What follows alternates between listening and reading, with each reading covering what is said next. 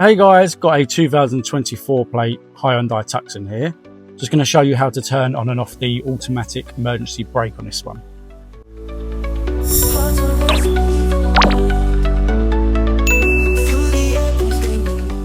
So on this one, we're going to make sure your engine or ignition is turned on. And then from here, you want to come to the screen on the center of the dash. Make sure you're on the home screen by pressing home down here. And you just want to swipe, go to settings, then top left vehicle,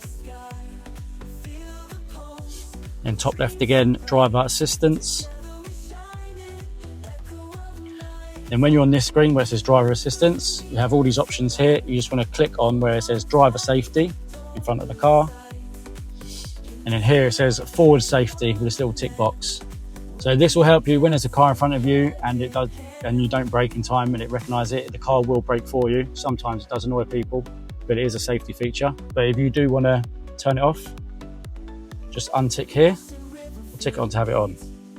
Now if you notice on the dash in front of the steering wheel, when it's turned on, there'll be no sign, and now I'll turn it off and you'll have this orange sign here. If that is there, don't worry, it hasn't got a fault. It's just letting you know that the automatic emergency brake isn't on.